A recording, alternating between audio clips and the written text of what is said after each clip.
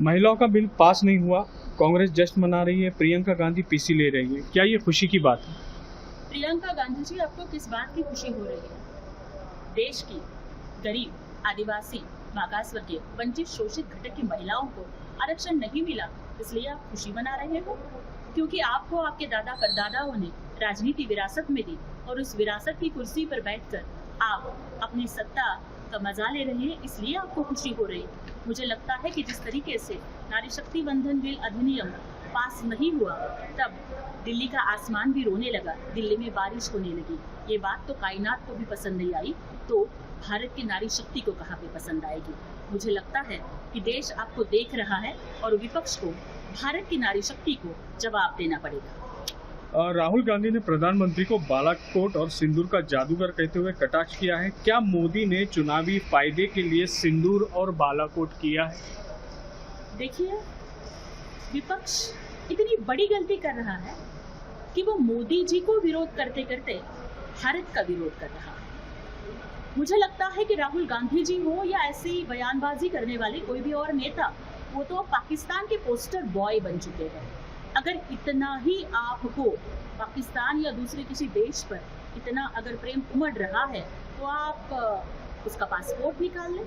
लेकिन मुझे लगता है कि देश के जवानों का अपमान करना, देश के लिए जिन लोगों ने अपनी जान की बाजी लगाई थी, जिन शहीदों ने अपना खून बहाया था, उन शहीदों की कुर्बानी का अपमान करना देश कभी नहीं सहन करेगा। लोकसभा में महिला बिल पास नहीं हुआ है। स्टालिन, तमिलनाडु के स्टालिन ने कहा है कि तमिलनाडु ने दिल्ली को हरा दिया। मुझे ऐसे सभी नेताओं को the architect of Indian constitution, विश्वभूषण भारत रत्न डॉक्टर बाबा साहेब अम्बेडकर जी की एक बात मैं उनको याद दिलाना चाहूँगी। डॉक्टर बाबा साहेब अम्बेडकर ने कहा था कि that firstly and lastly we are Indian. So I think that whether we are South Indian or North Indian, whether I am from Maharashtra or I am from Punjab or I am from Karnataka, that is not important. हम सभी भारतीय है, ये important है। अगर हराना ही है तो पाकिस्तान को हराएंगे। हमारे ही देश में साउथ वर्सेस नॉर्थ या फिर ईस्ट वर्सेस वेस्ट ये झगड़े जो विपक्ष लगा रही है ना, भारत की जनता इनका सच जानती है। प्रियंका गांधी ने कहा है कि बीजेपी महिलाओं का फायदा लेने के लिए चुनाव के बीच महिला बिल ला रही है। आरक्षण देना है तो 543 में से 33% आरक्षण दिया जाए। चुनावी फायदे के लिए बीजेपी बिल का इस्तेमाल कर रही है। क्या इन्हें डर लग रहा है कि क्या अगर सीटें बढ़ेंगी तो गरीब घर की औरतें विधिमंडल में और संसद में आएगी? क्या इन्हें डर लग रहा है कि अगर सीटें बढ़ेगी और महिला रिजर्वेशन आ जाएगा तो इनकी राजनीति धोखे में आ जाएगी?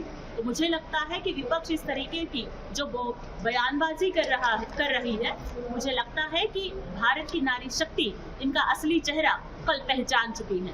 कांग्रेस ने जिस तरीके से गंदी राजनीति कल की है, भारत की सारी महिला शक्ति उन्हें देख रही थी और वो उन्हें माफ नहीं करेगी। नासिक केस के आरोपी हो या अमरावती केस के आरोपी हो, ऐसे आरोपियों के खिलाफ क्या कार्रवाई होना चाहिए? महाराष्ट्र छत्रपति शिवाजी महाराज की परंपरा को मानता है। ये महाराष्ट्र महात्मा ज्योतिबा फुले, शाहू महाराज और डॉक्टर बाबा साहेब अम्बेडकर इनके विचारों को मानता है। महाराष्ट्र की सरकार आदरणीय मुख्यमंत्री देवेंद्र जी फडणवीस, उप मुख्यमंत्री एकनाथ जी शिंदे साहब और उप मुख्यमंत्री आदरणीय सुनेत्राताई पवार इनके नेतृत्व में महिलाओं की सुरक्षा के लिए कटिबद्ध है। इसीलिए मुझे लगता है कि आरोपी कोई भी हो, लेकिन उन्हें कड़ा शासन होगा।